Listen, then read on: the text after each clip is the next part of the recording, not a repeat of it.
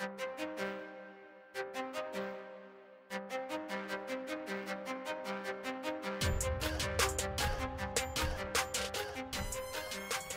and welcome to the Game Theory Podcast. I'm your host, Sam Vicini. We're presented by CLNS Media. Today on the show, it is good friend of the program, Rob Dauster. Oh boy, it's that time of year, baby. It is March. Shout out John Rothstein. And we are going to discuss how to bet on college basketball in March. That is the idea of this podcast. And the reason that I thought it would be great to have Rob on is, well, Rob, like me, enjoys gambling on basketball. So I thought that it would be a perfect little mix of just a nice little entranceway into betting on basketball in March. We got afternoon basketball coming this week, Rob. I love afternoon basketball more than anything in the entire world. I love betting on afternoon college basketball pretty much more. I mean, it's the best. It is the absolute best. My favorite thing is when we get into it, it's not even just like the first weekend of the NCAA tournament.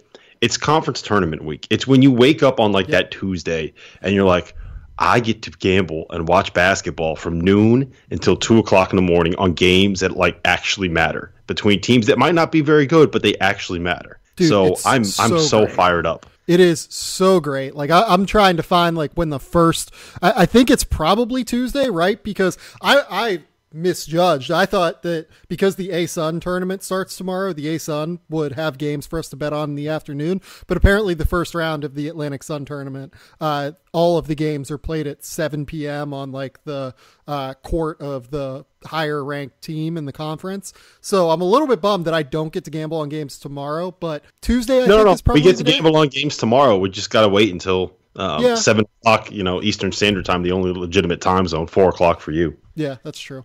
The only legitimate time zone. Fuck off. I'm telling you, once you would move out here, you'd be like, there's no other way to watch games. There's no other way to watch games. I want to be out there so bad, dude. I used to. This is how I know, I'm getting old. Because it's it gets to the end of the 11 o'clock game, and I'm like, man, fuck, I'm tired. I got to get to bed. When in the past, it was I'd be like, all right, so what's the midnight tip? What do we got going tonight? What's the late night WCC game? We got Hawaii tipping at 1 o'clock in the morning Eastern time. Let's go. I'm in. Let's watch this. Well, and so that. Here is the key to all of this. So if you're on the West Coast, last night, what time did St. Mary's Gonzaga tip at? 9, right? Your time? No, it's 10 o'clock. It was perfect. 10? I love when they have the games that go. It's noon, 2, 4, 6, 8, 10. You got 6 banks of games coming up in front of you. I can't stand these tip-offs that are at 1:30 or the random 6:30 p.m. Eastern time tip-offs that they get on. I don't want to say the channel because I don't know. I don't want to blast anybody, but it's annoying when you don't have the games that start at those specific time periods. I need that. I need that structure in my life. I need to know okay, what am I betting on the 8 o'clock tips? What am I betting on the 6 o'clock tips? I need that in my brain. I need it to work that way. Well, see, here's the thing, though. Out here on the West Coast, so I just planned on watching St. Mary's Gonzaga this morning. And because that was the last, relevant game of the night that I knew I wanted to watch, I just went to the movies with Laura, 7:15. I was like, okay, let's just go to the movies. So we did a double feature at the movies last night, and I got to watch basketball the entire day. That is the best part of West Coast basketball. You can either go on a date night with your fiance, or in your case, wife, or you can go out drinking at 8 o'clock and not feel bad about missing anything that happens. Yeah, I mean, that really is the stone cold nuts right there. The only problem with that for me is I'm a huge Tottenham fan, Premier League soccer. Yeah. And I would have to get up at 4:30 in the morning to watch the early kickoffs. Getting up at 7 a.m. is doable, because most of the games are at 10 a.m. when they play the weekend games, and that's doable. I can make that happen, especially with a 3-year-old at home. But 4:30 in the morning to get up to watch, I legitimately think that if my wife ever does leave me, it's because she hears the alarm going off at 6:30 a.m. on a Saturday again because I'm waking up to watch some stupid soccer game.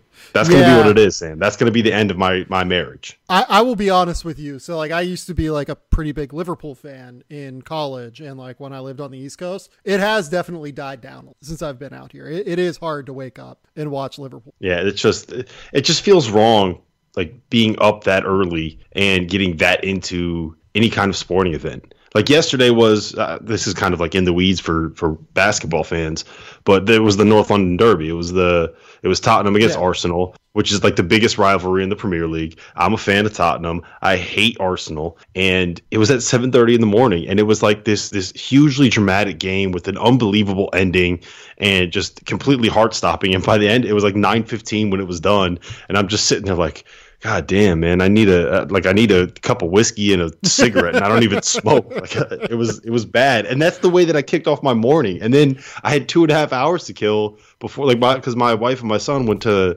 a friend's house, so I had like 2.5 hours to kill with nothing to do. And I had just finished watching this super intense soccer game, and I have to like get ready for the day because I know I'm going to be like spending 12 hours working. Basically, it was a roller coaster ride, Sam. It was a roller coaster ride. That's the moment where you just start playing FIFA afterward, I think. Yes. I did the dishes and I got the honeydew list done. Some of it, at least. That's smart. So let's jump into what this podcast is going to be all about. So the first question I want to ask you, Rob, I'm going to read off a list of betting odds on who is going to win the national title in college basketball from our good friends at betonline.ag. We'll have a quick little advertisement read from them later on in the show.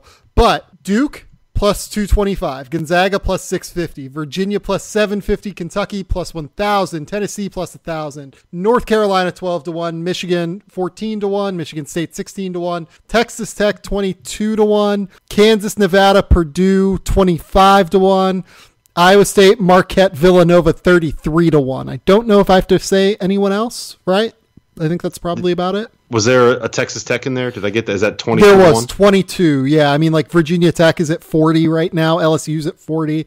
Houston's at 40. Louisville's at 66. I think that's probably all we need. I would not be betting any money on Louisville to win a national title at this moment. You and I have lost a lot of money on Louisville this year. Yes, we have. Louisville and Michigan have been my Achilles heel this year. I think I've gotten them. I bet on them a lot, and I felt like I've had a really good feel on them a lot, and I've gotten them wrong a lot. It has not been that's not been the best for me. The problem with Louisville is they will be covering for 38 fucking minutes, and then at the last 2 minutes, they forget how to run offense and can't break fucking presses. And then you just feel okay, you feel great, and then it just all goes down the shitter. And then it's just gone. And your money's up in smoke, and the account just when you're expecting that number to go back into the account and it to get bigger, and then it doesn't get back there. That's just such the worst feeling in the world. Even and here's the thing: it's not about the money, right? It's not necessarily about like how much you're losing. It's about the fact that you got it right, and you had like. There's nothing worse for me than knowing that like my process was perfect and I had that game pegged and I knew exactly what was going to happen, and some weird thing happens at the end and Jalen Noel misses the front end of a 1-on-1 with 10 seconds left and Washington up by 1, and then they win but they don't cover, or that weird like whatever happened at the end of North Carolina the other day, or 3 free throws that Kansas State missed against Baylor at home and cost me. Well, it didn't cost me much. It just cost me like one leg of a parlay because they ended up pushing. But 3 times this weekend, Sam. 3 times. That's a separate rant for a separate day. But yes. Okay. Yeah. What were we talking about again? So title odds. I read off a bunch of title odds. Give me who you got. So I think that Duke is the best team in college basketball, and I want no part of investing any money in any kind of futures with them at this point until we have some clarity on what's going on with Zion Williamson. Yeah. And I know that at this point is probably like baked into the odds that you can get a little bit. And if you have if you're really confident that he could come back and he could be healthy, then I might think about it because this is probably the best odds that you're ever going to get. But I'm also like super worried about Duke getting into the NCAA tournament and having one of these games where they shoot like 4 for 33 from 3 and pulling a 2010 Kentucky and then not winning the title. Like as good as I think they are, I don't think that there's that much of a difference between them and then Gonzaga and Virginia as what you're seeing in the title odds right now. I like that Gonzaga plus 650 number, them at 6.5 to 1. They are an incredibly talented team. They have a senior guard in Josh Perkins who has settled down some of his questions in terms of turnovers. He has really done a good job of running their offense this season. Gonzaga has, I believe, the second best offense in the history of the KenPom database. Currently, I want to say it's at like 128.5, something like that.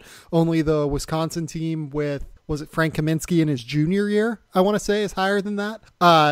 They look awesome. They have two legit pros in Rui Hachimura and Brandon Clark. They might get Killian Tilly back, who was another legit NBA player at some point.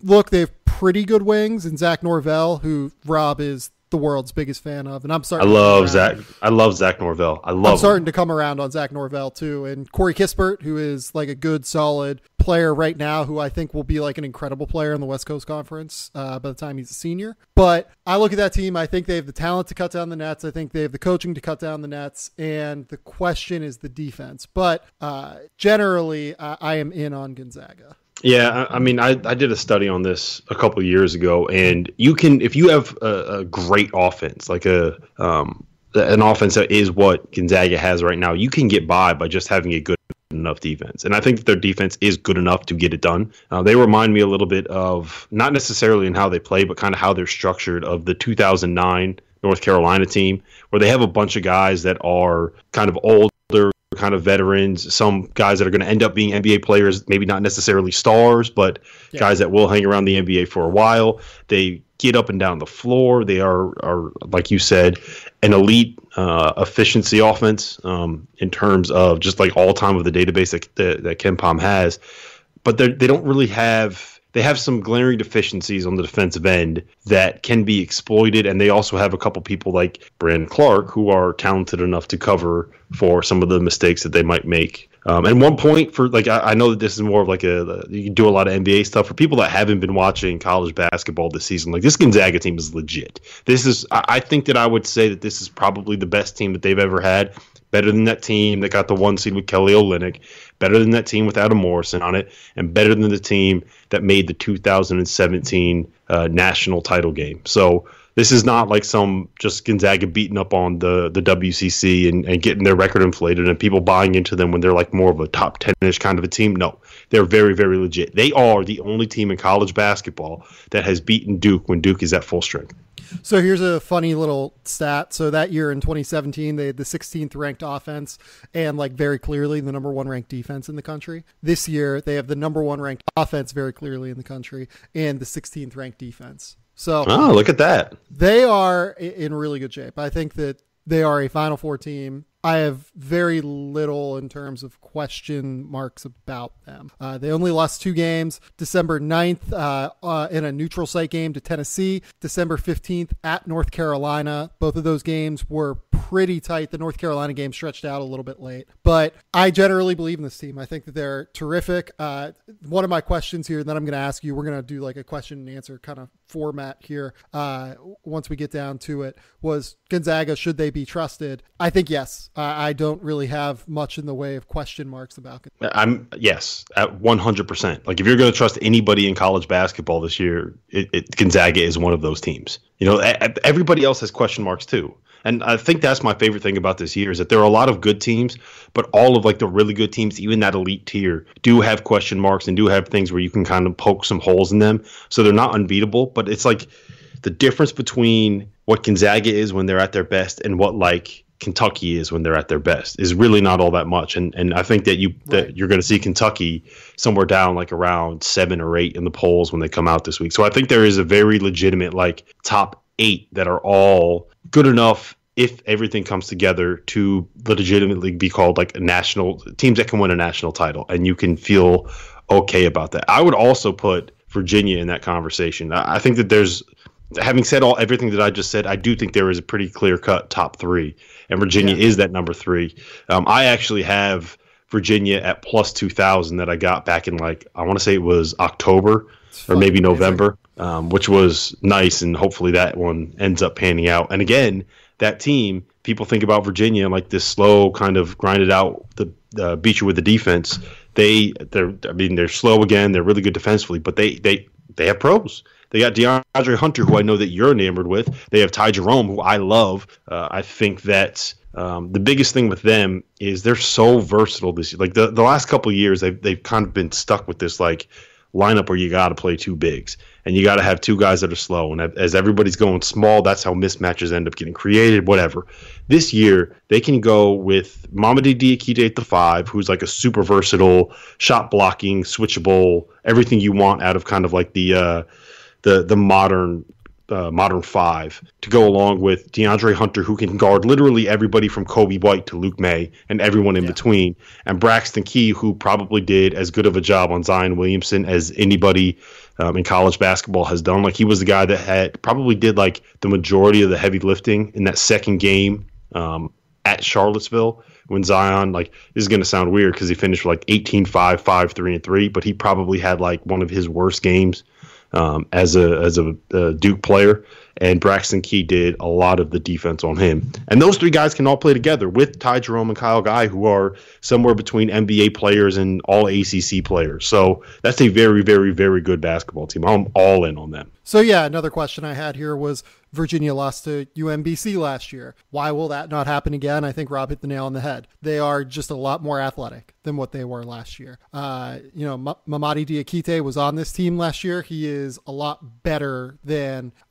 what they had last year athletically. Or he's a lot better than what he was last year athletically. You can look at guys like Nigel Johnson and Devon Hall. Like, these guys were good. They just weren't necessarily the most athletic dudes that could cover a ton of ground, especially once DeAndre Hunter went down with his wrist surgery. I believe it was wrist.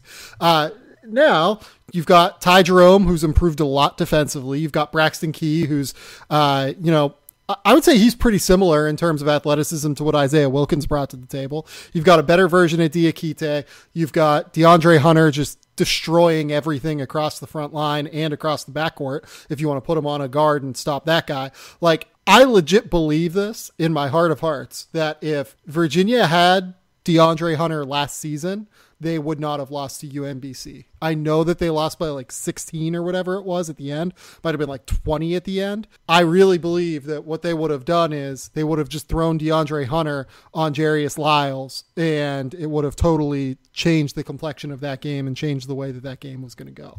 No, I'm 100% with you there. I'm 100% with you there. And the only point that I would add is that they didn't lose because of the mismatch. The reason they lost is because they got down a little bit and it got in their heads, and you could just kind of see like the lemon booty starting to happen, right? But part of the reason that they got into that position was that UMBC went with 4 guards, and then those 4 guards caught lightning in the bottle and they started lighting them up, and Virginia froze up. But part of the reason that they were in that spot where UMBC was able to catch lightning in a bottle was because they didn't have that guy they could put on the floor to be able to match up with them and basically go small. And that's why I was saying, with like, when you put Ty Jerome, Kyle Guy, Braxton Key, and DeAndre Hunter on the floor, like, those guys can guard anybody 1 through 4 that you put out there. Literally anybody in college basketball, those 4 are going to be able to match up with them. Yeah, strong agree. And then, like, look, you have Diakite at center. You have Jack Salt, who's like a smart, good screen center,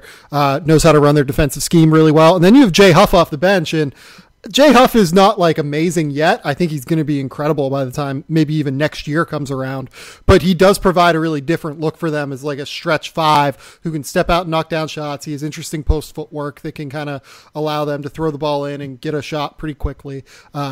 Just a more well-rounded team than what they had last year, especially now that DeAndre Hunter is there and not out. This is going to be a really, really good year for Virginia. I think that this is the year that they make the Final Four, to be honest. Yeah, I would not be surprised to see them end up winning a national title this year. And that's mostly because I think that they actually can match up with Duke. And they're one of those teams that, when their defense is right, they force Duke to do the things that Duke doesn't really want to do. And if Duke is going to go 13 for 21 from 3 again when they play Virginia, then Virginia has no chance, because nobody in the world has any chance against Duke when they go 13 for 21 from 3.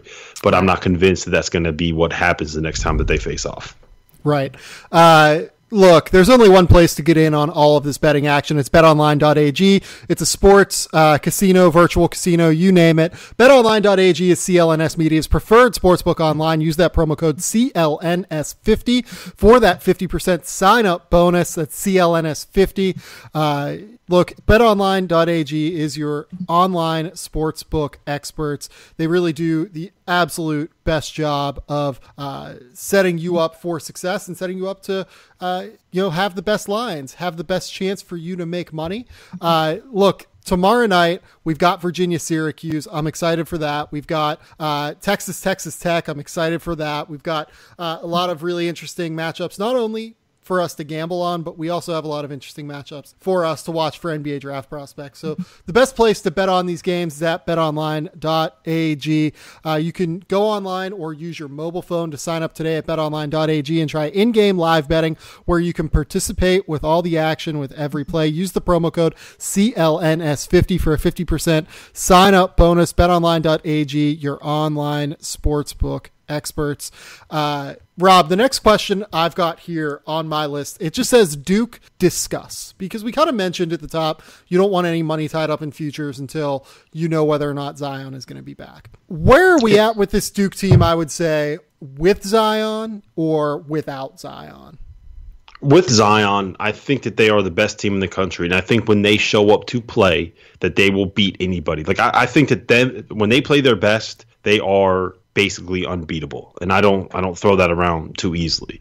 That said, I don't think that it's anything close to a guarantee that they ever play their best in any individual game, and that's because what their weakness is. It's possible, like it's the easiest way. The easy thing to deal with is a team that can't shoot threes, right? Like if they can do everything else, but they can't shoot threes, that's what you want, because you can just kind of pack in that defense. And as long as you do have a little bit of length and a little bit of athleticism, then you are going to be able to let me put it like this. If the one weakness that a team has is shooting, that's the easiest thing to deal with. And that's just what their weakness is, man. And there's going to be a game at some point where they shoot, like I said, 4 for 33 or whatever it is from beyond the arc. And are they going to be able to win a game when they do that? Now, if Jack White, if he's finally like out of this slump, because he missed, what was it? He went from January 12th to March 2nd without making a three. He missed 28 straight. And then on March 2nd against Miami, he hit 3 in a row. So if he is like making shots again, I think that does change them a little bit. If Alex O'Connell can kind of find a rhythm and be a guy that can come off the bench and space the floor a little bit, that does kind of change things. But the fact of the matter is, like, you can play off of Zion and make him make jump shots over you, because that's the thing that he can't really do. You can play off of RJ Barrett and make him make jump shots over you, because that's the thing that he can't really do. See, I don't really agree with you that you can play off of Zion. Well, because he just gets downhill so fast. Like if you play off of him, like if he takes a ball screen and you go under the ball screen, he can just accelerate so quickly going to either direction. And if he goes right, he's going to be able to spin back left so quickly that, like, I feel like you actually do have to kind of stay up on him. He has real gravity despite not being a shooter. You know what I mean? Yeah, well, I guess you are right. But the thing that I was kind of saying is, like, when Syracuse was in their zone, you were able to just kind of pack everybody in within 12 feet. And, I mean, that's basically what they did when they played in Cameron, is they didn't have anyone. Like, if RJ Barrett had the ball at the top of the key, they didn't have anybody go past the foul line. When Zion would kind of make that move into the lane, they killed him in the first half by just throwing the ball into the paint and letting Zion go when he got the ball like 12 feet away from the rim. And they just sagged everybody off and just kind of clogged everything up in the middle. So it's not just that, like, I guess what my point was is that it's not necessarily sagging off of Zion himself that's what's going to save you. It's sagging off of all the people that can't. Like, you don't have to guard Trey Jones. No, you just don't have to guard him from beyond. That's actually a real problem for them, I think. It's a very big problem for them offensively, and that's why it's so important to be able to keep them out from getting out in transition. And if you could force them to play in the half court, and you can force them to have to shoot the ball from beyond the arc, and force them to settle and clog down driving lanes, and keep RJ from getting to his left hand and getting downhill, and try to make Cam Reddish into a spot-up shooter, which he has a tendency to kind of just accept that role, I think that they can be beaten. Now, when they decide to show up and Zion is going bonkers and RJ's making threes and Cam Reddish is the guy that's going to, go and get you 27 and try to score off the bounce a little bit, and Jack White is shooting well and Alex O'Connell's shooting well, then they are a team that is not going to be beaten. When they're playing their A game is better than anybody else's A game, and I think that it's almost unbeatable. But I just don't think that it's necessarily a guarantee that we see that. Does that make sense? I feel like I'm kind of talking myself in circles. Well, no, I think it makes sense that it's not a guarantee you're going to see their A game every night. For instance, like even without Zion against Virginia Tech, they did not get, Virginia Tech did not get Duke's A game. You know what I mean? Like you got RJ especially playing pretty well. Man, they got lit up. Right. You got Trey Jones, who was pretty good at the point of attack and kind of knocked them out of what they were trying to do a little bit. But there just really wasn't anything else there. And that's the biggest thing that I think. I'm glad that you brought up the defense, because without Zion, I don't feel great about this team. And the reason is defense. It's not offense. It's actually defense. I am pretty concerned about Duke defensively if Zion isn't there. He just cleans up everything for them because, look, Trey Jones is an awesome defender. He'll sometimes get a little bit over aggressive. RJ Barrett, look, RJ is long and he can be occasionally useful and help, but he takes some possessions off defensively because of the offensive load that he has. Cam Reddish, I think, is a pretty okay defender, but again, you'll occasionally have that kind of brain fart possession like you see with freshmen sometimes. Marquise Bolden can't guard out in space and they continue to trot him out there. A lot of their other guys, Jack White, Alex O'Connell, even Javin DeLaurier, who is really athletic and I think can guard on the perimeter for a big, these guys aren't incredible defenders. Zion is just such a freak of nature that he cleans up so much of what they do defensively.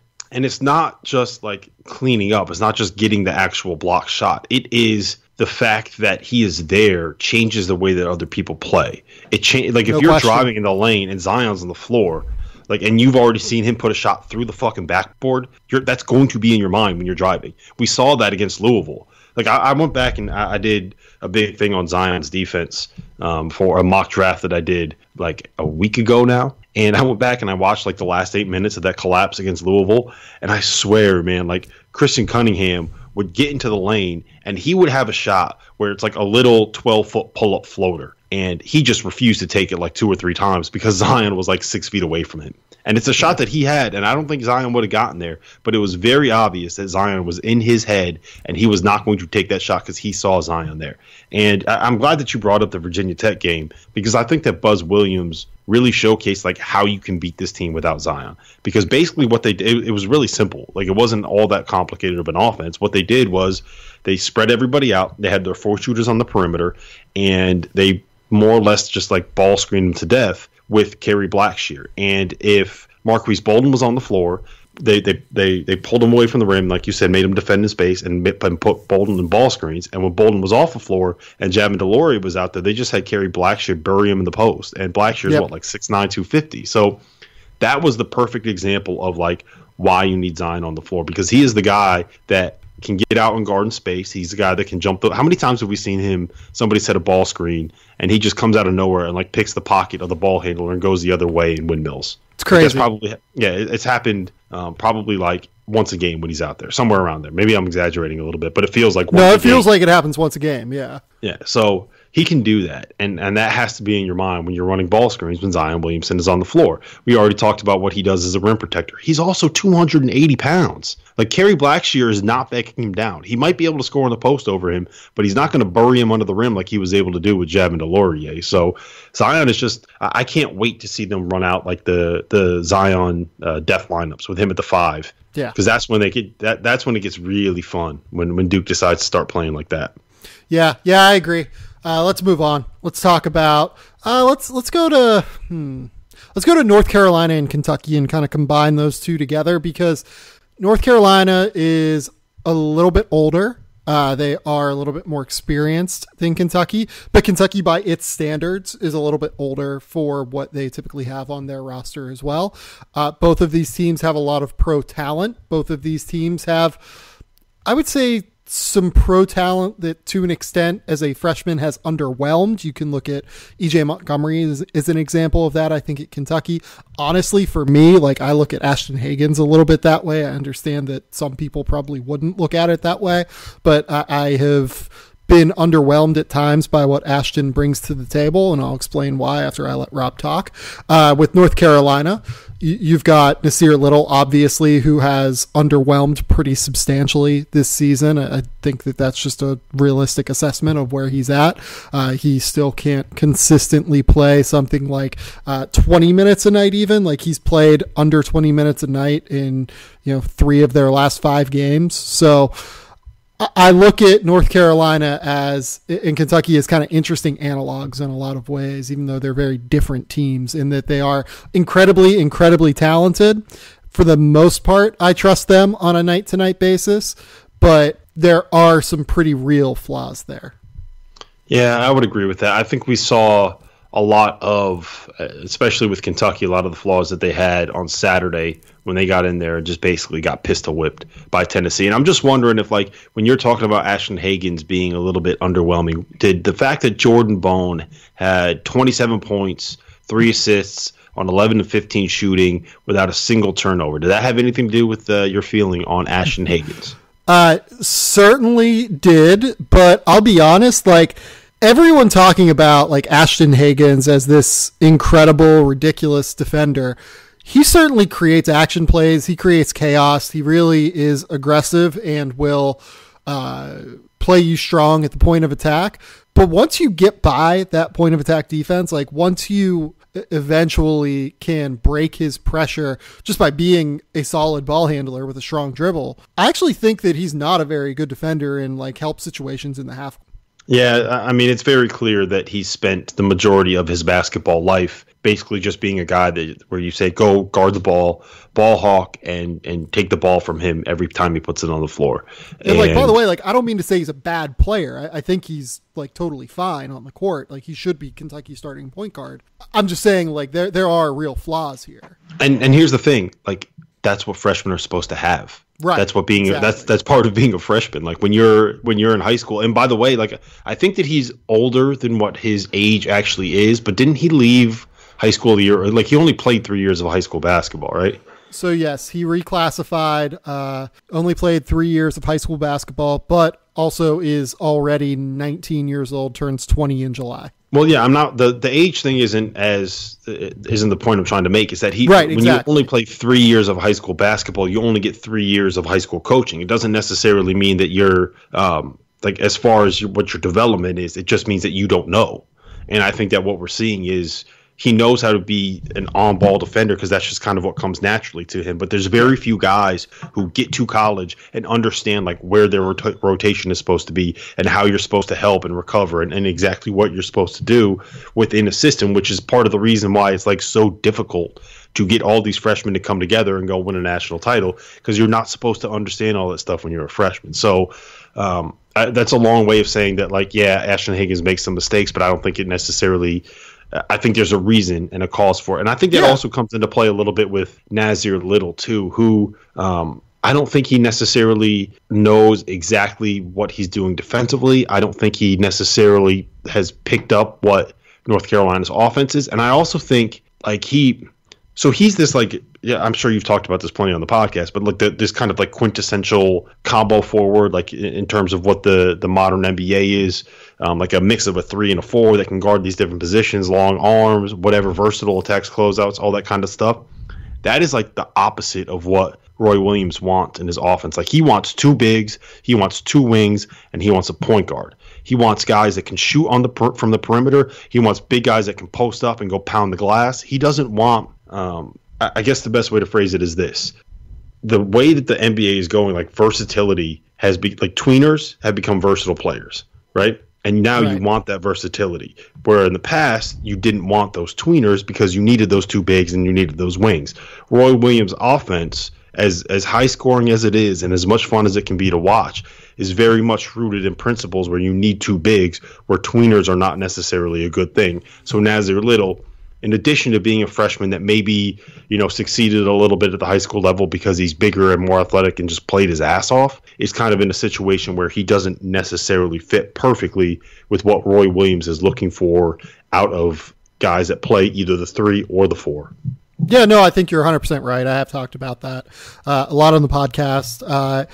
Look, I think that some of the, I don't want to say blame, but Nasir Little probably not as good as what we thought coming out of high school. But also, it's a fit problem as much as it is anything else. Nasir Little should still go in the top 12 or whatever of the draft. But it's kind of a combination of both things. But one guy that is obviously terrific is Kobe White. He is just absolutely tremendous at running their offense already as a freshman. His pull-up game has given them kind of a different dynamic that they haven't really had from a point guard at North Carolina in a little while now, because Marcus Page, really, really good distributor. Joel Berry, I would say scorer, but more of an attack-minded scorer, whereas Kobe is a little bit more willing to get to that pull-up game and just make quick read decisions. I really like what Kobe White has done. I love what Cam Johnson has done. Luke May exists. He's just fine. We can just say Luke May is fine. He should be starting. He's probably not much more than that, though. I like North Carolina. I don't know that I would necessarily trust them at the level of Duke, Gonzaga, and Virginia to get to a Final Four. Yeah, and I think it all kind of comes down to Kobe White, at least in my mind, because he is a guy, tell me if you think this is fair, he's a little bit of a high-variance, streaky shot maker. True. I think that's accurate. And so when he gets it going, he could do things. Did he have 34 the other day against Syracuse where he absolutely went nuts? And then I'll give you his last 5 games, or maybe even his last 7 games. He goes for 28 and 5 assists against Clemson, 34 and 3 assists against Syracuse, 10 and 3 turnovers against Florida State, 9 and 6 turnovers against Duke, 10 and 6 assists. He was fine against Wake Forest. That's really the only quote unquote fine game within this stretch. He has 17 points on 19 shots against Virginia. Then he goes for 33 against Miami and 21 and 4 against North Carolina State, and then 8 against Louisville. He is feast or famine every single time he's going out on the floor. Yeah, and I think that could be the kind of thing that can come back and bite you. And I think that's why we see, or at least earlier on in the season, we saw a little bit of North Carolina being a team that can do things look really good on one night and then go out and lose by 20 at home to Louisville another night, look really good and then go out and get absolutely boat raced by Michigan on the road. And I think part of it was just because they don't when you rely on a freshman point guard who is inherently a little bit streaky and a little bit inconsistent, you're going to be a little bit of an inconsistent team. And I think that's also part of the reason why Luke Mays had a little bit of a down year. He's a really good college player, and he's really good in the role that he was asked to play last season, where he was mostly a floor spacer and a shot maker and somebody that just had to kind of catch the ball and score. He finished in action. He wasn't a guy that was asked to initiate an action. And that's what he's good at, because he can make shots and he can come off of screens and he can pick and pop and he can do all these different things. But if you say, okay, we're going to give you the rock, you got to go make something happen. That ain't him. He's not going to do that. And last year they had Joel Berry out there and they had Theo Pinson, who was actually the de facto point guard of their offense. This year, the guy that's kind of replaced Theo Pinson is Kenny Williams, who's a 3-and-D guy, and Cam Johnson, who's a pure shooter. And you're out there, and the guy that's running the offense for you is somebody who's whole game is built around this idea that he can kind of create in his own in isolation off the dribble. That's not necessarily going to work with the skill set that Luke May has. And the promising thing to me is you just listed all those games, right? The game against Duke, he was not good, and they won by 16 in Cameron Indoor Stadium. Yes, Zion wasn't there, but they still went out and they kicked Duke's ass with Cam Reddish and RJ Barrett on the floor. So that was impressive to me. They were able to do that. Luke May had 30 and 15. I think the next night was it Florida State, where he did not shoot very well. I think it was 2 for 9 or whatever it was. Yep. And they beat up on Florida State because Nasir Little played his best game and Cam Johnson was really good. So it's promising to me for North Carolina to see on the nights when they don't have Kobe White rolling that they're able to win basketball games because these other guys are kind of stepping up. So that does kind of give me a little bit more confidence, but I'm still not at the point where I think they belong among those top three. I do think their ceiling is that high. Because let's call it like it is. When Kobe White is going and Cam Johnson is going and Luke May is going, those are three of the best scorers in the country, or the best of anybody's top three. That they're going to be up there. How many other teams have three different guys that can go out and get you 30 on any given night? Not that many. So their ceiling is definitely as high as anybody else. I just think that there's a little bit more variance in the way that they play. And that is a little bit concerning when it's a one-game knockout event. With Kentucky, I will just kind of bring up Kentucky here so we can get past this all and move on. I think Kentucky is like kind of simple in a lot of ways. Like with Kentucky, they just need PJ Washington to play like an All-American. If PJ Washington plays like an All-American, they have a genuine night in, night out go-to guy who they can trust to get buckets, who they can trust to use length and be an active defender. And then you assume that one of their guys, such as Tyler Hero, Keldon Johnson, maybe even from time to time Ashton Hagans, can get going and can provide the secondary scoring behind PJ. It's when PJ goes for 13 points like he did against Tennessee or 9 points like he did against Arkansas that Kentucky will get into underperformative games. Having said that, over the course of SEC play, basically from January 22nd onward through February 23rd, PJ Washington had very clearly been the best player in the SEC. So I think that their future basically is just tied to PJ Washington being the star that he is capable of on this stage. Yeah, I think Cal had a quote earlier this year where he basically said, like, we need PJ to play like he's trying to get 35 and 20 every single night. He doesn't need to get 35 and 20, but he needs to play like he's trying to get that 35 and 20 because they don't really have another guy that you can look at as a game changer, right? Like Tyler Hero will pop up from now, like every now and again, and have 20, 25 points. And I do like him as a second or a third option, but you really just want him to be the guy that makes it difficult to double off of and that you can run off of screens and create a little bit of offense that way. Keldon Johnson is, to me, just like the quintessential kind of complementary piece, right? Like he can attack in a straight line and he's athletic enough to be able to get to the offensive glass and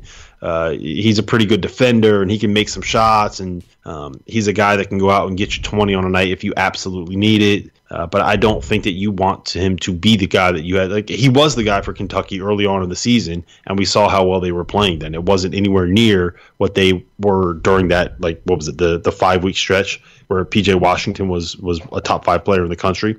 That's what they need. When PJ plays that way, Kentucky's really, really, really good. When he doesn't play that way, Kentucky can be beaten. Yeah, I think that's 100% right. You know what I assume Coach Cal uses, given the fact that he always looks so clean shaven? I would imagine he uses Harry's razors. I'm a huge fan of Harry's razors, even though I am someone who wears a beard. Rob, you also typically have, I wouldn't say a full beard, but you've got some 5 o'clock shadow going. It's full these days, man. It is full. Oh, is it really? Well, here's the thing. You still need the razors, though, because you got to be able to clean up the neck. You got to make sure that the jawline is like, you need that straight line. You can't be having like the Paul Gasol neck beard. You know, the wife doesn't like that. I don't know many people that do. It just doesn't look good. You need to be able to get that nice line, that nice clean shave underneath. And that's 100% what I use Harry's razors for. Join the 10 million people who've tried Harry's. Claim your trial offer by going to harrys.com/theory, THEORY. Look, Harry's founders were tired of paying up for razors that were overpriced and overdesigned. They knew that a great shave doesn't come from gimmicks like vibrating heads, flex balls, or handles that look like spaceships. They just fixed it all by combining a simple, clean design with quality, durable blades at a fair price. They bought a world-class blade factory in Germany that has been making quality blades for over 95 years. They have over 20,000 5-star reviews on Trustpilot and Google. Replacement cartridges are just $2 a piece. That's half the price of the competitors. And look, all of these blades come with 100% quality guarantee. If you don't love your shave, just let them know and they'll give you a full refund. Get a $13 value trial set that comes with everything you need for a close, comfortable shave. You're going to get a weighted ergonomic handle, a 5-blade razor with a lubricating strip and trimmer blade, a rich lathering shave gel, and a travel blade cover. Listeners of my show can redeem their trial set at harrys.com/theory. Make sure you go to harrys.com/theory to redeem your offer and let them know I sent you to help support the show. Go to harrys.com/theory. Let's run through some just like kind of odds and ends. So one thing that I always look at whenever I'm trying to figure out teams that can win the national title are teams that are in the top 10 in both offense and defense, according to Ken Pom. Virginia fits that bill. Gonzaga fits that bill. Duke fits that bill. North Carolina fits that bill. Kentucky fits that bill. So that's 5 of them. Your other teams that fit this bill: Michigan State is 6th in offense and 9th in defense. Michigan is 20th in offense and 3rd in defense.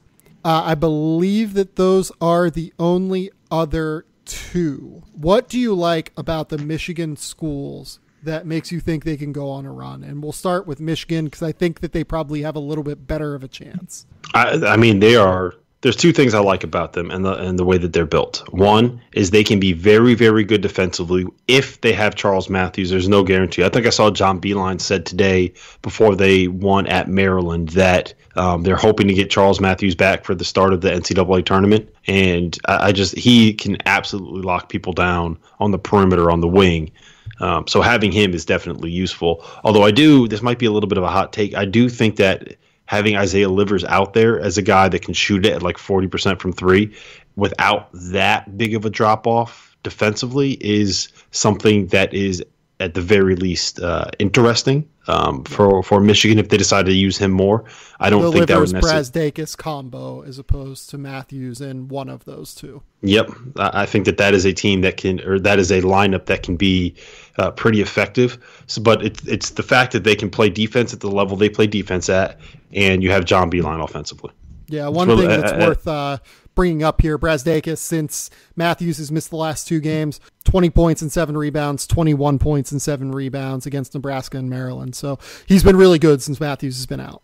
Yeah, and he is a guy that, I don't know if you had a chance to watch that game yet, Sam, but he, in the second half at Maryland, when the crowd started getting on him, like he's one of those dudes where if you start, like if the student section starts yelling at him, that's the worst thing that crowd could do. Like he feeds off of that. He was the guy that was sitting there like waving it, come on, like I can't hear you, and I love the way that he plays, man. I don't know necessarily how he fits in the NBA or if he'll work, but the way that he plays and how tough he is and kind of the mindset that he has, and the fact that like he's also gonna go out there and dunk on you and not afraid to do it with that like corny ass Roger Klotz haircut.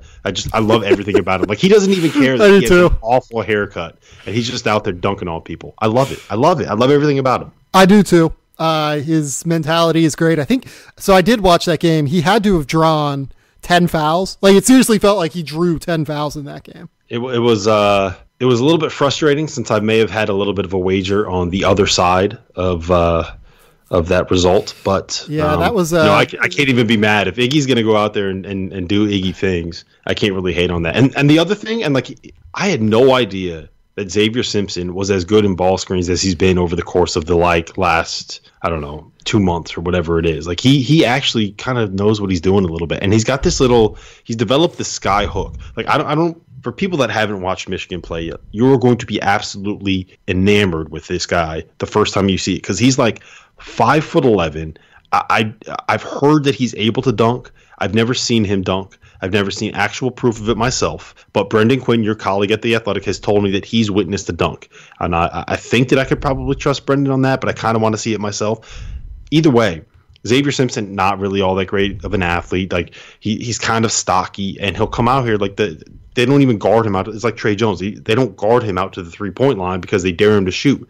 Like he's a weakness offensively for Michigan, but like he's got this fucking sky hook, this running sky hook where he'll drive to the lane, go into his right hand, and be running away from the basket and literally throw the ball like over his shoulder. It is a sky hook from a 5'11" dude that he banks in, and the ball, I swear, it's going to be like 14, 15 feet in the air before it starts coming down. It might be the most unbelievable shot in college basketball that anybody makes. And he makes like 5 of them a game. He made 5 tonight against Maryland, and that's part of the reason they won.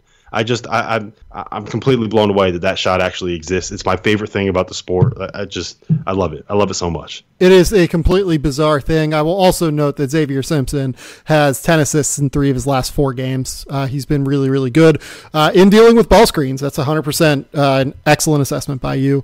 Can I say one more thing? Yes, please. I would not at plus 1,400. I would not take that Michigan bet. I just don't. I don't think that they can get it done 6 in a row. I know I just said how much I love them, and I know I said all of that stuff, but I have a very hard time seeing a team that has 3 guys, 3 of their best 5, being as offensively limited as they are, winning 6 in a row in March. So let's move on. Let's talk about 2 teams that have elite units on one side of the floor, and I think because of that can carry them to a Final Four. Tennessee's offense, Texas Tech's defense. Texas Tech has the best defense in college basketball. Tennessee, the 3rd best offense. General thoughts on those teams. Texas Tech, I believe in Chris Beard a lot, as I know that you do. We are both like massive Chris Beard stands. We think he's like one of the 10 best coaches in the country. They have enough offense, I think, to get by because Jarrett Culver is going to be a lottery pick. Matt Mooney can at least create offense a little bit and knock down shots. Davide Moretti can really, really shoot it from deep. And then they're getting contributions from Brandon Francis. So as long as all of those secondary pieces behind Culver can continue to make shots, I believe in Texas Tech as a potential Final Four team. Tennessee, again, I believe in their experience. If they're going to get good Jordan Bone guard play, I think they have a real chance as well to get to the Final Four. Yeah, the big thing with me with Tennessee is they have to be able to be really good defensively, and they haven't been really good defensively this year. And that's one of the like weirder things for me about the season just in general is that this team that returns everybody from a group that was like, I think they finished last year 6th nationally in Ken Palm's adjusted defensive efficiency metric, and they're just not good this year.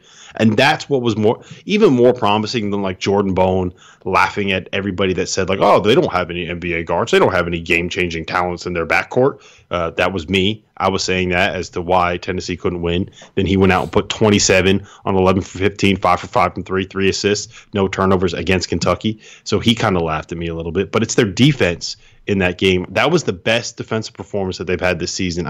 I'm not sure what the exact numbers was. I did kind of like the random points per possession thing afterwards. It was, what was it, 0.8 points per possession that they had? So it's they had 52 and 66. 52 and 66. That's better than 0.8. Number, that's like 0.79 something or other. But yeah, that's their best offensive performance of the season, especially considering the opponent that they were playing and the level that opponent was playing at coming into the game. So if they can get back to, like, if that's what they are defensively now, that kind of effort that they played with, I think that is that's a difference maker for them. They are a little bit weird. Like we talked about this, Sam. They're hyper efficient on the offensive end of the floor, but they don't do it the way that you normally think of teams being hyper efficient, right? Like they're not this kind of Maury ball, threes, layups, and free throws kind of a team. Like they run a lot of stuff through the post. They take a lot of 2-point jumpers. A lot of what they do offensively is built around this idea that like Grant Williams can create space and can post people up and can pass out of the post. And I just want them to fucking shoot threes. That's all I want them to do. I want them to shoot threes because Grant Williams can actually shoot, and the fact that he never shoots them astounds me and frustrates me. Yes, and they love 17-foot jumpers more than anybody in the history of basketball. Even like the mid-1990s guys where like everybody thought the mid-range game was exactly what you needed to win in basketball. They love it more than those guys. Like they are definitely a throwback to like watching like some mid to late 90s basketball teams play, just in like the style and not necessarily the stuff that they run, but the shots that they end up getting are not what you would expect out of a team that is 3rd nationally in offensive efficiency. Like I'm looking at the number right now, 24.6% of their points come from beyond the 3-point line. Whereas last year, like Villanova, that team got way more than that. I don't have the exact number in front of me, but they got way more than that. Everything that they did was built around the ability to make threes. And as far as Texas Tech is concerned, I think I'm getting close to moving all in. I just invested. You've been all in. You've been all in since like January. Let's be very clear on this. Yes, no, I've been way in on them, but then they had that stretch where they lost 4 out of 5 and they lost 3 in a row, and then Jarrett Culver forgot how to shoot for a month, and then their offense just really got bogged down. But they've really shot the ball over the course of the last month. Like they've won, what is it now? 8 of their last 9, 9 of their last 10. They've won their last 7. I know that. 7 in a row and 9 of their last 10. And in those 9 games, like they are just shooting the shit out of it. And if they can keep shooting the shit out of it, if Davide Moretti is going to be this guy that makes 46% of his threes, and Matt Mooney is a guy that can keep knocking down like upwards of 40% of his threes, and they're getting something from Brandon Francis and Kyler Edwards and Deshaun Corprew are making their shots and making defenses have to respect them beyond the arc. Like that opens everything up, because all of a sudden then you have these lineups where Jarrett Culver is basically like your point guard running all of your ball screen actions, but he's also your power forward. And you have all these shooters on the floor with him running ball screens where Tariq Owen is diving at the rim, who is like the best lob catcher this side of Brandon Clark. Like that is a really dangerous offense. And they are elite defensively. Like they are the best. The numbers is kind of come back down to earth a little bit, but as of 2 weeks ago, they were the best defense that we have seen in the KenPom era. They are the Redneck Virginia. Fair enough. They are the Redneck Virginia. I love that. They also have a ton of guys that are like super old too. Like Tariq Owens is 23, Brandon Francis is 24, Odiasi is 23.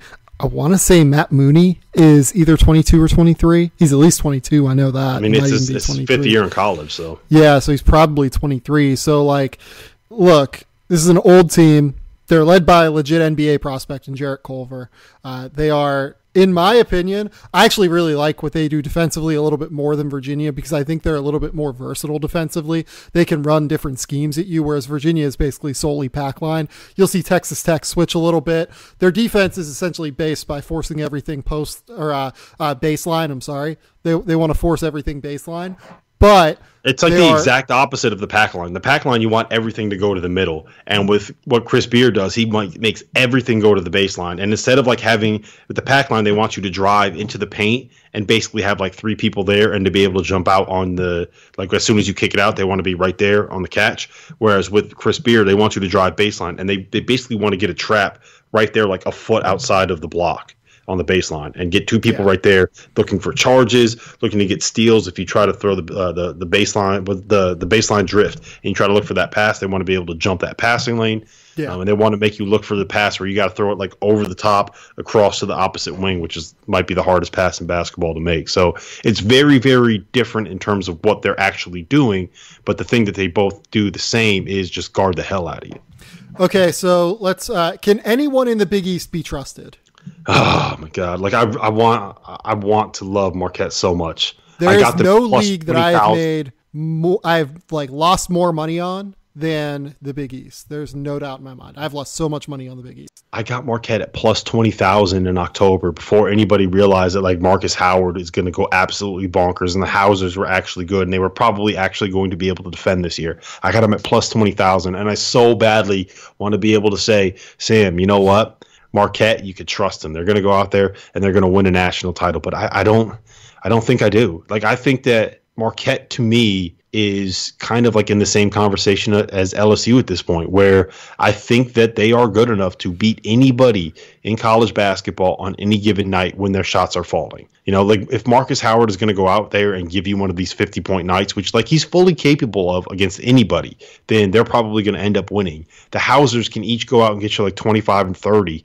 And when those guys are doing that, then you don't even really have to worry about Marcus Howard, whether or not he's shooting well, because they can go out and win you a game. You know, Sacramento has been a lot better recently, or I don't want to say a lot better recently. He's been effective as like that kind of third scorer when teams focus on Howard and the Housers, and he's been able to take advantage of that. I think he had 18 in the win at home against Villanova, but they only really have like one guy that can handle the ball, and that guy is Marcus Howard, and he's kind of a scorer more than he is a creator.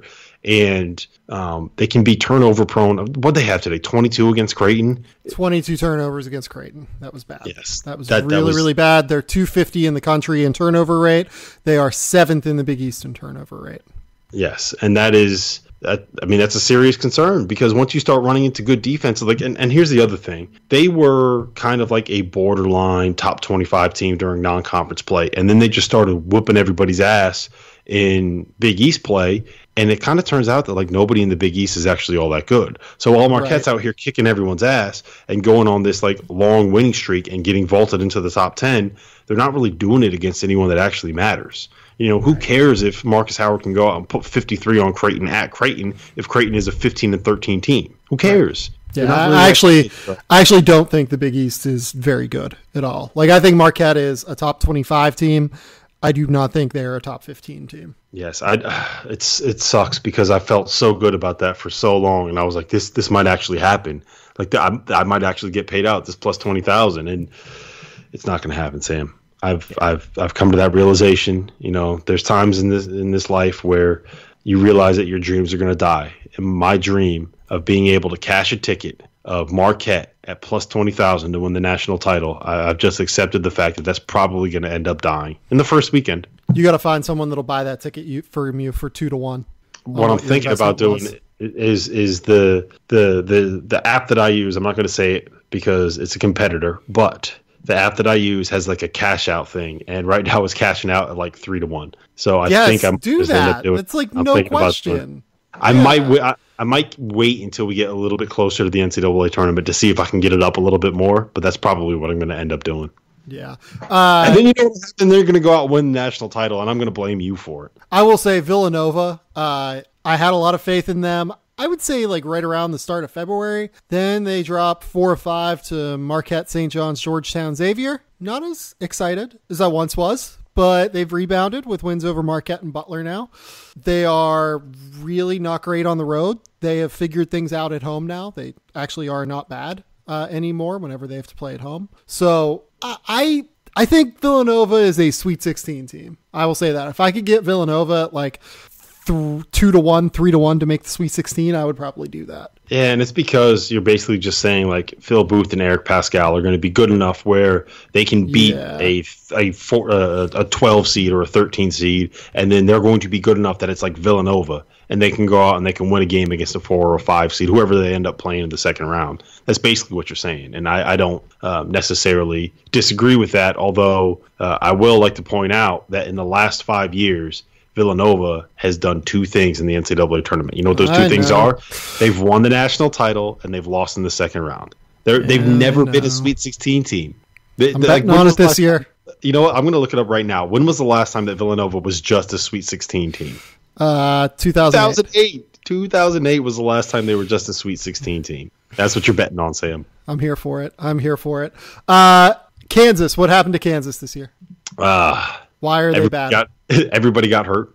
Yes, I mean, I think it's really just that simple. Well, it's everyone got hurt. LaGerald Vick, all hopes to LaGerald Vick figuring out what's going on with him. And, everything good to Udoka Azubuike, who's dealing with another injury again. But even beyond those 2 guys, this roster is just like not incredibly talented. No, it's not. And the big thing for me is like they were going to go into the season and basically build everything around Doak and what he can do in the post and say, like, look, if you're going to guard him one-on-one, he's going to score every time we give it to him. And once you lose that, then you have to change everything that you want to do. And I think doing that if you have a team full of seniors is something that might actually be fairly easy to do because seniors can pick it up. You've probably played different styles throughout the course of their career at the school. But they're now starting 4 freshmen, one of whom was supposed to be a redshirt. And it's not like easy to go out and just change things on the fly when you're starting with 4 freshmen, one of whom was supposed to be a redshirt. So I think that's part of it as well. And when you lose, like Udoka was going to be their second leading scorer. LaGerald Vick was their second leading scorer this season. When you lose 2 guys like that, it's just I don't know how many teams in the country where you could take away like 2 of their top 3 scorers, 2 of their top 4 scorers, whatever it is, and they'll be anywhere near as good as they were with those 2 guys in the mix. So is this the year the streak ends? Texas Tech has Texas, Iowa State. Kansas State has TCU, Oklahoma, and Kansas has Oklahoma, Baylor. Is this the year the streak ends? Kansas is currently 1 game behind both Kansas State and Texas Tech. I mean, I'm going to say no, and that's just because for the last 14 years, Kansas has found a way to get it done. So I'm just going to keep saying that they're going to find a way to get it done, and they're going to find a way to get lucky. And I know that I'm basically saying that like Kansas State and Texas Tech are both going to choke, but I kind of think Kansas State and Texas Tech are like both going to end up choking. Although I secretly kind of hope that Texas Tech loses their next two, so that like plus 2,200, maybe we can get it to like plus 35. What do you think about that, Sam? I'm being on that. If that gets up to 30, I'm there. I am 100% on that boat. I think Kansas loses on Tuesday to Oklahoma. I'm just gonna say it ends there. Yeah, it might. They almost lost at Oklahoma State, and Oklahoma State is not very good. Yep. Oklahoma. Although I will good say guards, this about Oklahoma good perimeter State. play. I think that they figure it out at home. I will say this about Oklahoma State. Mike Boynton has to be like a top 10 most entertaining coach to play for, and I say that because nobody on his team has any kind of like a red light. They have the ultimate green light. They have just a bunch of shooters that go out there and get their shots up. And that is 100% the kind of coach that I would want to play for. So I don't know. Like, I'll be honest. I haven't watched enough Kansas State over the last 2 years to really Oklahoma know. State, you mean? Yeah, what did I say? Kansas State? Yeah. Yeah, I haven't watched enough Oklahoma State to fully have an opinion on whether or not Mike Boynton is like the answer to that team. But I do think that he is the kind of guy that will get players to show up that want to just come and play because they want to put up shots. And I think eventually they're going to be a team that's going to score a lot of points. And I hope that he stays around for a while because I do really like watching teams where you get a bunch of guys that can shoot and they're just out there chucking. Man, like Lindy Waters is out there throwing up 30-footers with no regard for human life. It's great. Same with Ziaga, too. Yeah, I have no idea how to pronounce his name. It like starts with a D and a Z, and there's a W and a G. They're like Ziagwa. It's that, and he's out there firing up 30-footers with no regard for human life. It's so much fun to watch them play. And I don't want to say once he gets like better players in the mix, but once he kind of gets a little bit more of his guys in there, let's put it like that. I think that's a nicer way to say it. I do think that they're going to be one of those dangerous teams that they can go out and get like 15 threes on a given night and beat you. They almost beat Texas Tech on the road the other night, hitting 17 of them. Let's talk about Indiana, because Indiana to me is the most hilarious team in college basketball. They have, what their tournament resume is better than I do.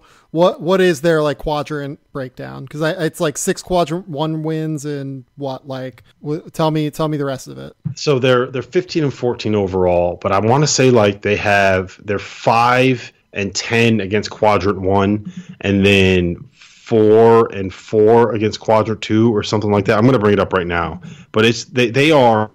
They're the team that's going to drive everybody insane this year because they're probably going to end up getting an at-large bid. If they get it done in the last 2 games, and I believe it is, they're very winnable. They're at Illinois and then they get Rutgers at home. If they win those 2 games, they're probably going to end up getting in the tournament. So they're 6 and 9 against quadrant 1. They're 1 and 5 against quadrant 2, and they don't have any bad losses at all this year. They have beaten Michigan State at home. They beat Michigan State on the road. They beat Wisconsin. They beat They beat Louisville. They won at Penn State, which, by the way, is a top 50 win at this moment in time. They beat Butler on a neutral. There aren't very many teams in college basketball that have 7 wins as good as Indiana's 7 wins.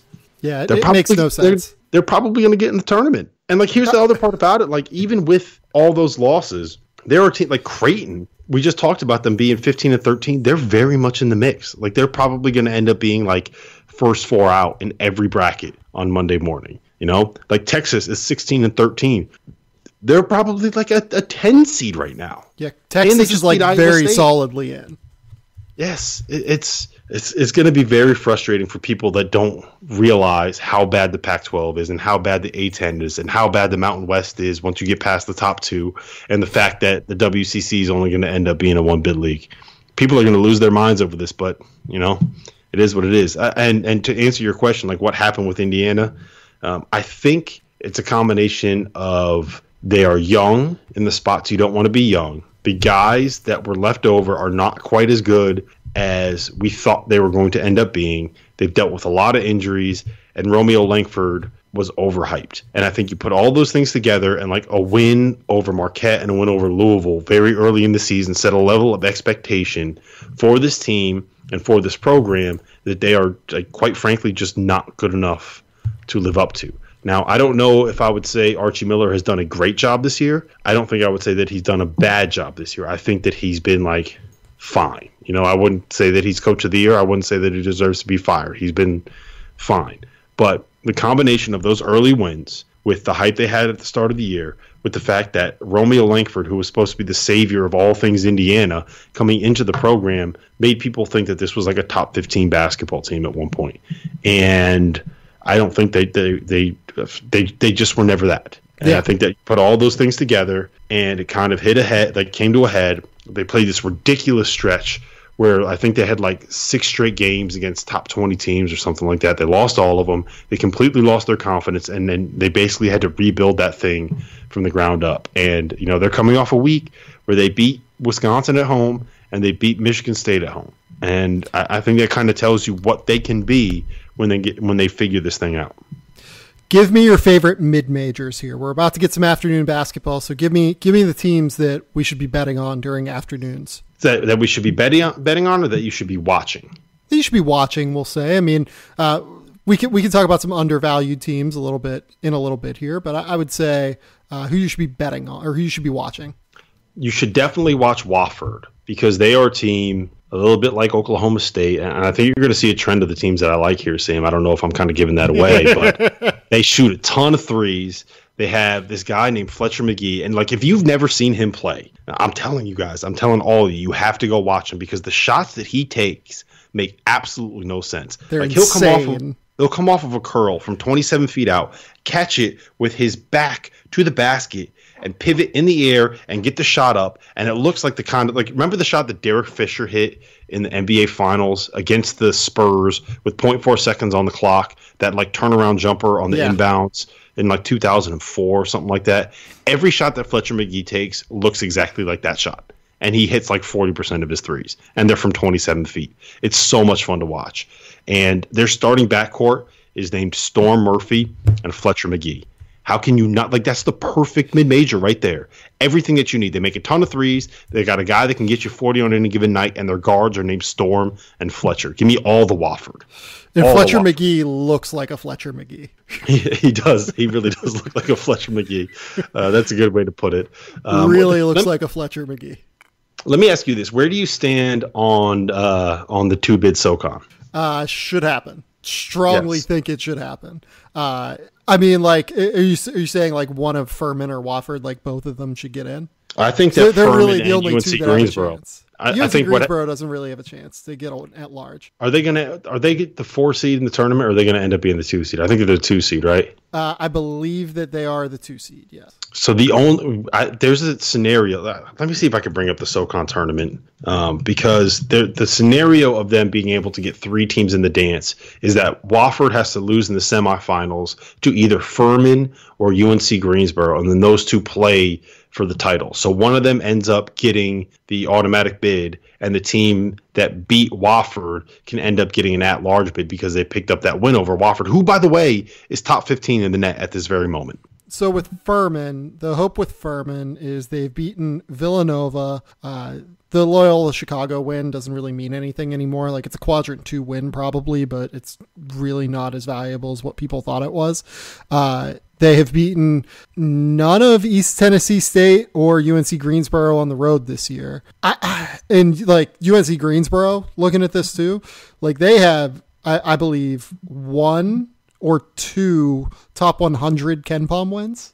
No, they have 1 quadrant 1 win, and that's what it is. But they don't have any. They have no losses outside of quadrant 1. Yeah, their only losses are LSU, Kentucky, Wofford twice, and Furman. And what you have to ask yourself is, what is more impressive? Being Creighton, where you get all these chances to get quad 1 wins, finish 18-14, and get a bid, or is it UNC Greensboro going out and winning 27 games in a conference that has more teams ranked in the top 75 of the net than the Pac-12 does? The top 4 in the SoCon is much better than the top 4 in the Pac-12, which is hilarious. They're really, really legit. The problem with Furman's resume is they also have a quad 4 loss, and their non-conference strength of schedule was 270th. Yes.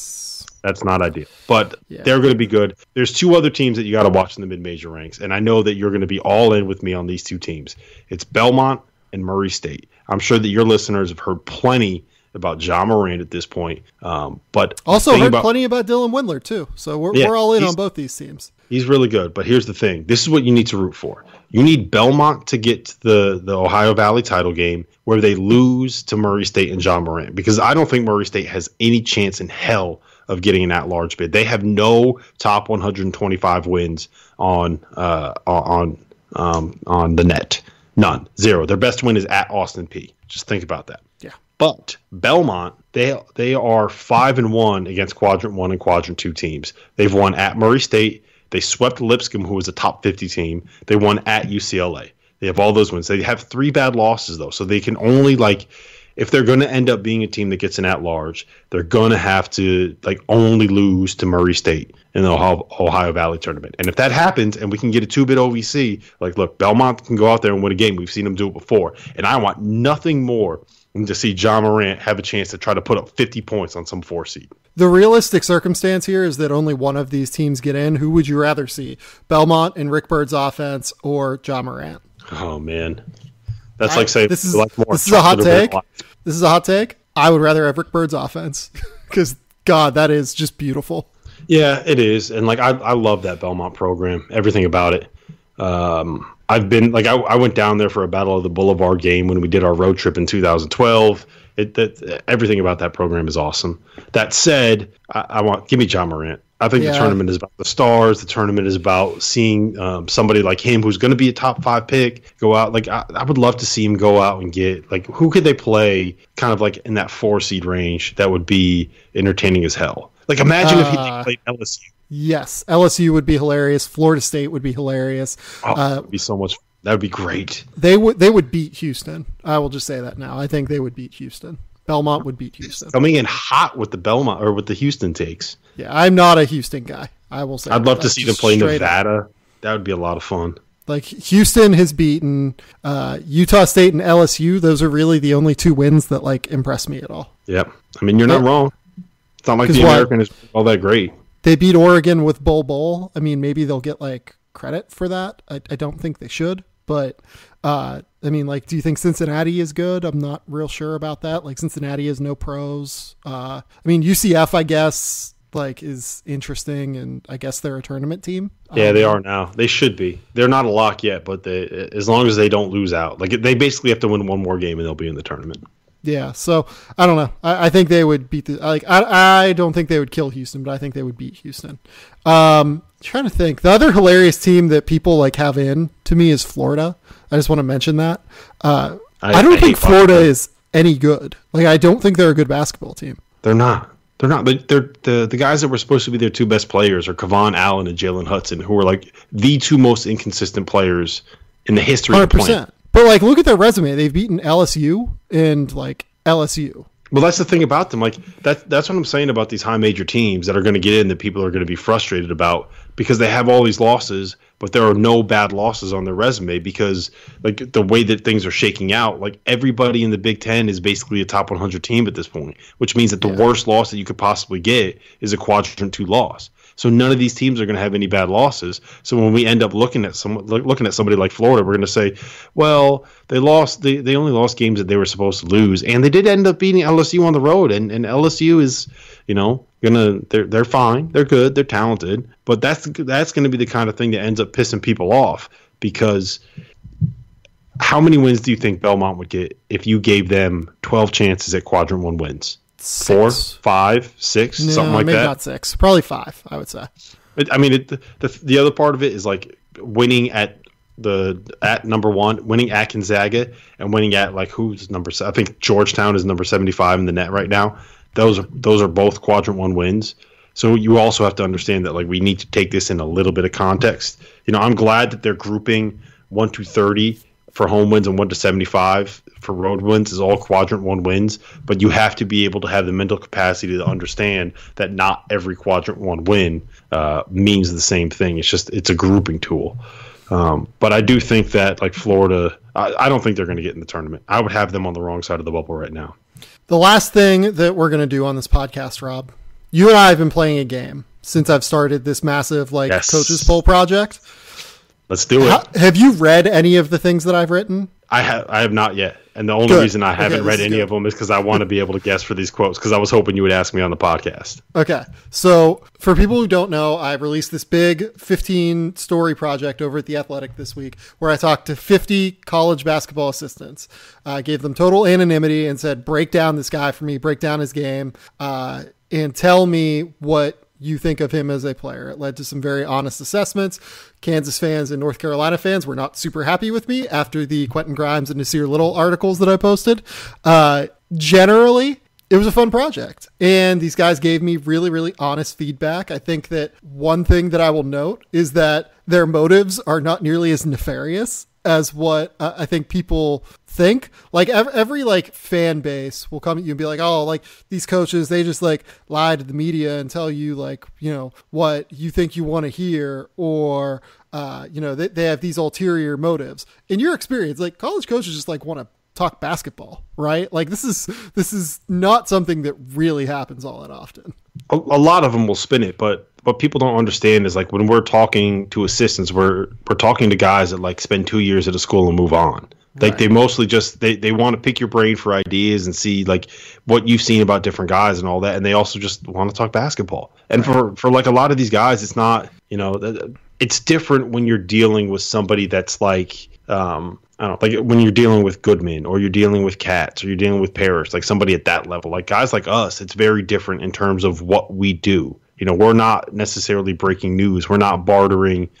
This guy's going to transfer, but you have to put my name into this conversation for this coaching position, if that makes sense. Like for the most part, like whenever I'm talking to a coach, I'm basically like, hey, like what'd you see out of this guy? Or, you know, what was the offense that you were running? Or why do you think that this dribble handoff action worked? Or, you know, was this the first time that you had ever played a ball screen that way? Like I don't remember you seeing that before. That's a very different conversation than trying to barter information. Exactly right. So here will be my first one to you. So I'm going to read a quote from a coach, and Rob has to guess who the player is. So before we do this, these are all going to be like relevant NBA guys, right? Yes. Like I'm not going to, so like I have like Cameron Krutwig on here. Like I'm not going to ask you about like Cameron Krutwig. That's the big guy from Loyola, right? Right. Pro. Lock him into the lottery 2021. He is probably the most obscure person I have on this list, I would say. Maybe Isaiah Reese at Canisius. He's on this list somewhere. Never even heard of him. Yeah, like there are some guys, like BJ Stith is on here, Rajon Tucker. I know him, Old Dominion. You know Rajon Tucker too, because that's my guy. I love Rajon. Justin Turner, do you know what school Justin Turner plays at? Justin Turner. Yeah, isn't he the third baseman for the Dodgers? Nailed it. Little guard at Bowling Green. But all right, so I'm gonna read a quote, and Rob's gonna have to guess who it is. A lot of people rave about blank. I'm not a huge fan. Can he make shots? I don't know. The other part is, what is his position? Everyone is enamored by saying he can play so many positions. Well, what is he going to do at the next level? Where does he translate where he can get some shit done? Does he have the ability to make perimeter jumpers? And is his handle tight enough? Because when he's in traffic, he's going to spin. Defense-wise, can he stay in front of his guy? I see the potential. People are enamored based off of potential, but I just don't see that. So you said if he gets in traffic, he's going to spin. Yep. And he's got to tighten up his handle. Yep. And he's a versatility guy. Yep. That can make shots. Is this Jarrett Culver? It is not. But you're in the right league, I will say. I'm in the right league. Is it Dedrick Lawson? No. Yeah, because it's like if we're talking about potential, it's definitely not Dedrick. I don't think Dedrick Lawson is in the potential conversation. He's kind of reached the ceiling of what I think his potential is. Right league. So let me think. Hold on. Running through Dean Wade. It's not Dean Wade. Am I in the right ballpark? Not really. All right. I need to look at the list of Big 12. Like this is it's a lot more fun when we do this on text because it does it's not as awkward as this. Is it Talon Horton Tucker? It is. You nailed it. There it is. Bam. Got it. That's only 4. That's pretty good. Okay. I think he's an NBA player. I really do. He's efficient. He elevates on his shot the way NBA players elevate on their shot. He's quick. He defends multiple positions. He's a tough winner. He takes games over. He makes NBA length threes. When he's open, he shoots like he knows it's going in. He's a matchup problem, used to guarding bigger players because he plays bigger in their defensive system. He's an NBA player, no doubt. He's sneaky explosive around him. He's huge, and he gets up quick. Ooh. Is it PJ Washington? It is not, but you're in the right ballpark in terms of player type. Right ballpark in terms of player type. Used to guarding bigger players. That's definitely not Rui. It's not Rui. Yeah, it's definitely not Rui. Is it DeAndre Hunter? It's not DeAndre Hunter, but still the same right ballpark in terms of... of... Eric Pascal. It's Eric Pascal. Yep. Bam. Pretty good. Four again. I think that's right. 4 again, yep. All right. Extremely talented. I think he has a high feel. I think his ceiling is really high if he truly cares about being great at basketball. If he really works his game and grinds at it and has this idea that he has to work to be an player, then I think his ceiling is extremely high. I don't think there's any doubt he'll be at the next level in the NBA if that's the case. The question is if he's willing to do it on a day-to-day basis, really work on his game, bring it every day, bring it every game with all of that. I don't know him. I don't know the situation, but that's the question mark. From a talent perspective, there's no lack of talent. Shooting it, driving it, handling it, size, he's got all those qualities. Our initial game plan was to make him put the ball on the deck, and then he made some good plays when he put the ball on the deck. Is that Kevin Porter? It is not, but you're in the right class of player. The right class of player, huh? The right class of player. And by that, I mean the class in terms of, freshman, sophomore, junior, senior. Oh, no, I got that. Is it Cam Reddish? It's not Cam Reddish. That fits, though. That's a good fit. That's a good guess. Yeah. Oh, man. It's not Cam. Is it... Oh, this is a good one. Because I don't think it's Romeo. Romeo it's not works. Romeo. Yeah, Romeo works. Romeo works. Romeo cares. But we're talking about like a shot maker. Is it Kobe White? It's not Kobe White. Is it Kobe White? Kobe White. Not Kobe White. It's not Kobe White. This is a good one. Oh, is it the guy I can't pronounce his name at Illinois? No. Ayo. No. Ayo. It's not Io. Io is also a hard worker and a guy who gets after it. All right, so I'm going to take one more guess and then we can keep it moving. I feel so weird just sitting here trying to think of somebody. The good news is that if you're silent, I can totally exit that out by truncating silence on here. So just stop. It's not as bad. Yeah. Is it Lou Dort? It's not Lou Dort. It is Naz Reid. Naz Reid. Oh shit! I should have gotten that one. Fuck. I should have gotten that one. Why did I think it was a wing though? I don't know. Make shots. I'm mad at myself now. Back. Yeah. I'm mad at myself that I should have gotten that one. Okay. So I'm going to read you 2 for this guy. I'm a big blank guy. They do nothing offensively, which makes him so much better. He gets no setup at all. He's creating his own shots. How many ball screens does he have to come off of per game? 40, 50? His efficiency scares me, but I buy him. Second, blank is who he is. He'll get drafted because he can score, but I don't think he does anything else. I don't think he's a winner. I don't think he's a team guy. I think he's all about himself. Ooh, not a winner, not a team guy, all about himself, a ton of ball screens. Shamori Pons. Not Shamori Pons. Damn, I felt so good about that too. A ton of ball screens, but not a winner. Yeah, what team runs no offense, basically? St. John's. Fair point. Is it Tremont Waters? Not Tremont Waters. They actually run some interesting stuff. I will give Will Wade that. They are not as stagnant as what I think they could be. There's no offense, not a winner, but a guy that's going to get drafted. Tyus Battle. Nailed it. By the way, I think that coach was a little bit harsh. I will say that. That was a little bit harsh, but they don't run any offense. They don't run offense. That part is not harsh. That part I think is actually true. But I don't think it's as bad as he's not a winner or not a team guy. That part was a little tough, I thought. All right. I still can't believe I didn't get Naz Reid. How did I not get Naz Reid? Yeah, that one was tough. Unbelievable. Missed the layup, tough. Sam, I missed the layup. You did miss the layup. Okay. So I'm going to give you a hint on this one. This guy is not on North Carolina when I read this. All right, let's do it. Oh, hell yeah.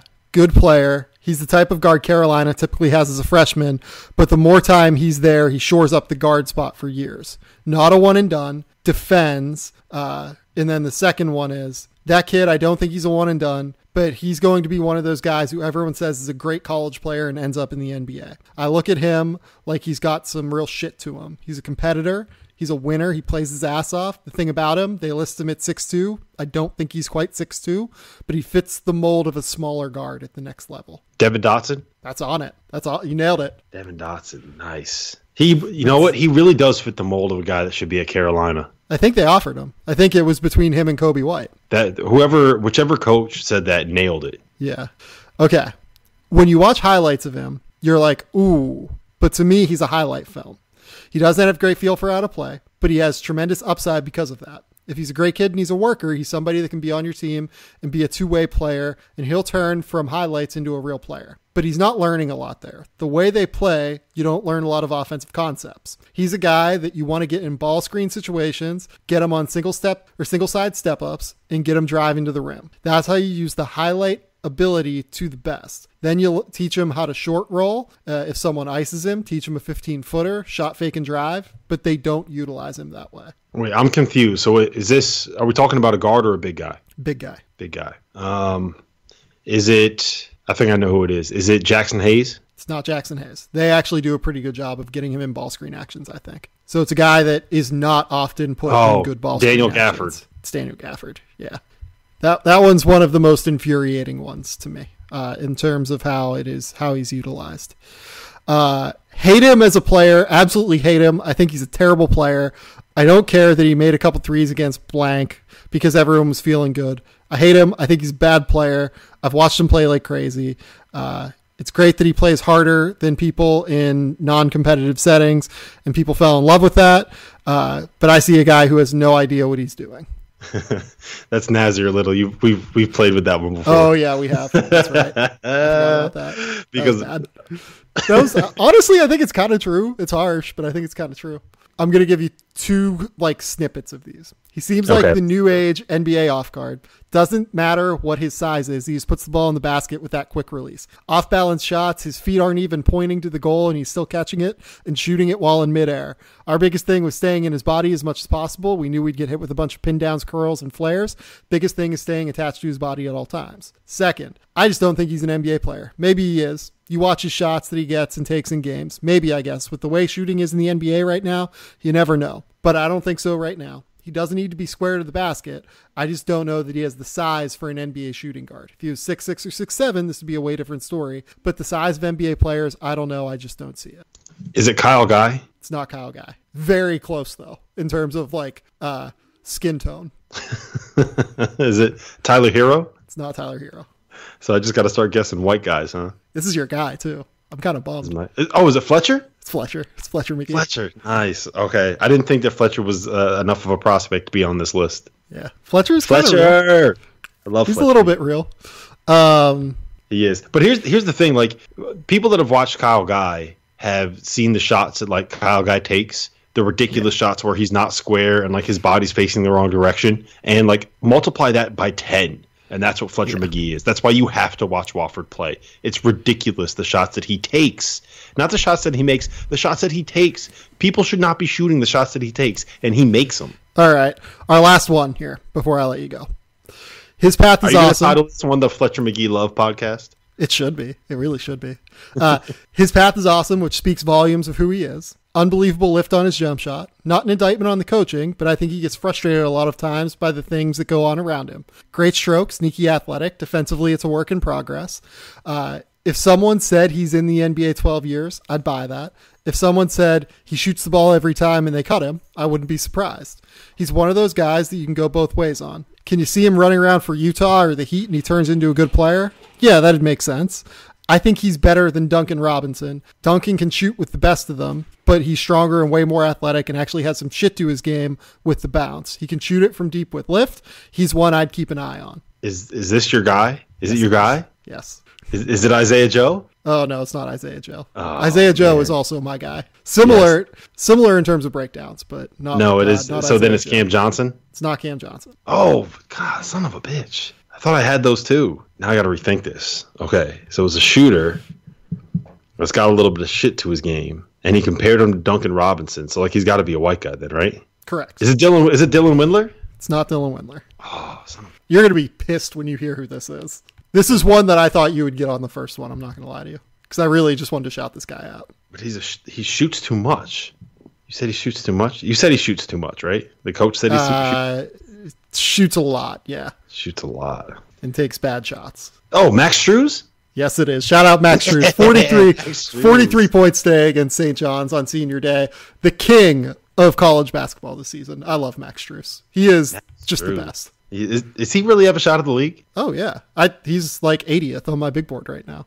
And I think he's like for sure at the very least a two-way guy next year. Wow. Good for him. I love his story. 6'6", great elevation on his jumper. Never stops running. Like, you watch DePaul games, that dude never stops running. And I think that once he stops playing for DePaul, he will stop like shooting from 40 feet out every time he catches it. Yeah. And I mean, if you're athletic and you can shoot, it's worth taking a risk on you on just the off chance that like you could teach somebody how to guard and find a way to use them offensively. The Duncan Robinson in the NBA thing is still, it's a little bit baffling to me. And that, like, I'm not trying to take a shot at him or anything, but it's just, I did not watch him play and like think to myself, okay, that guy is an NBA player. Yeah. I mean, he came off the bench for Michigan last year. He did. Like, yeah. I think they benched him because it was a defensive thing, wasn't it? It was. Like, he couldn't guard. Couldn't guard anyone, but like he's good enough to guard in the NBA. Yes, I don't know. 100%. Well, good for him, man. It's great. I got to rep Duncan Robinson because that's a D3 guy. Hey, so isn't Max a D3 guy too? That's why he's D2. I thought he was D3. That's honestly why I brought him up to you at the end, because I wanted to shout out the 43-point game, and I wanted to give you some D3 love, but apparently not. No, not D3. He's a D2 guy. We don't talk about those guys, but the Gillespie kid at Baylor, that's a D3 guy. Stud right there. There's another D3 guy that's like a somewhat real prospect right now. I can't remember who it is. Yeah, I don't even know what the Gillespie kid's first name is. That Baylor team to me is just, it feels like every week they got a guy going down for an injury and they just find some other dude off of their bench that we've never heard of that comes out and gives you 20. Like Devontae Van Dude, like where the hell did he come from? This Gillespie dude, where the hell did he come from? Whoever's throwing plates in your kitchen, where the hell did they come from? Yeah, Laura is back, so I'm going to get going here. Rob, tell the people where they can find your work. You can find me on the College Basketball Talk podcast by NBC Sports. You can find that anywhere where you get podcasts for free, and this is what you guys got to do. You got to go subscribe to my podcast, then unsubscribe and resubscribe. Throw me 5 stars. But only do that after you give 5 stars and you say a nice comment on the Game Theory podcast that you're listening to right now, and tell Sam he's got to have me back on more often. That is definitely going to happen as we get into March. I'm sure that, I mean, by the time we get to the Final Four, we will probably have a podcast where we're like having beers and having a podcast talking about betting. So it's only a matter of time until that happens. But please go subscribe to the podcast, rate, review it. Go subscribe to The Athletic. Read all the stories that is published last week. There are a million of them, and they're all pretty interesting, I think. So go do that. Until next time, though, we'll talk soon. Bye.